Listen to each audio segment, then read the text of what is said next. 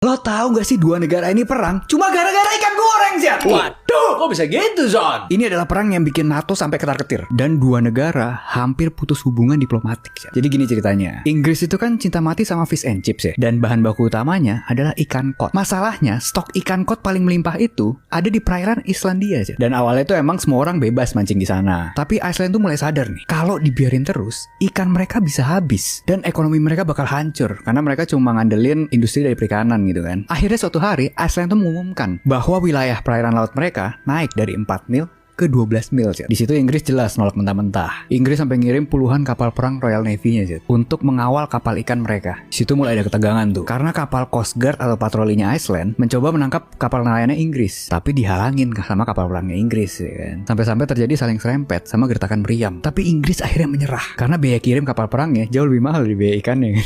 Loh.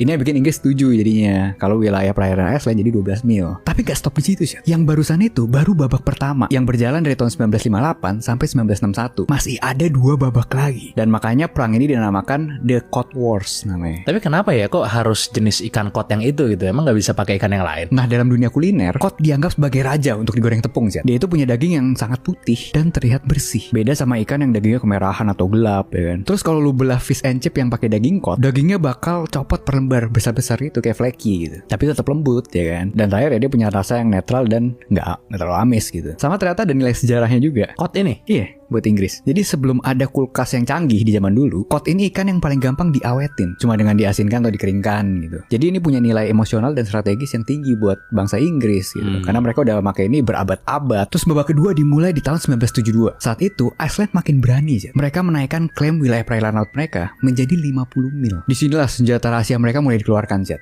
Namanya net cutter atau pemotong jaring. Iceland jadi masang alat itu ke belakang kapal terus ditarik gitu. Jadi ngerobek jaring-jaring nelayannya Inggris. Bayangin jaring itu kan mahal di situ kan. Harganya bisa ribuan pound, puluhan sampai ratusan juta lah nilainya. Beserta tontonan ikan kod yang udah diambil itu tenggelam semua ke dasar laut. Nah, di situ mulai panas lagi. Kapal perang Inggris tuh mulai nabrak-nabrakin kapal patrolnya si Iceland. Dan di sini Iceland mulai ngancem sih kalau dia bakal memutus hubungan diplomatik. Dan sampailah kita ke babak terakhir yang terjadi di tahun 1975 sampai 1976. Ini tuh adalah fase paling berbahaya. Bayangin di sini Iceland mengklaim 200 mil dari untuk wilayah lautnya sih. Tapi di sini kan Iceland tahu kalau mereka nggak mungkin menang kalau perang secara terbuka kan. Jadi mereka mainin kartu politik paling gila di era perang dingin sih. Wah, apa itu? Jadi kalau NATO nggak bisa nyuruh Inggris keluar dari laut mereka, hari ini saya sampaikan saya akan lawan.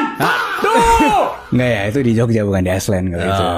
Mereka bilang kami akan keluar dari NATO dan akan menutup pangkalan udara Keflavik. Di situ NATO mulai panik dong, karena di tahun 70-an Uni Soviet lagi kuat-kuatnya sih. Nah, pangkalan Keflavik di Iceland itu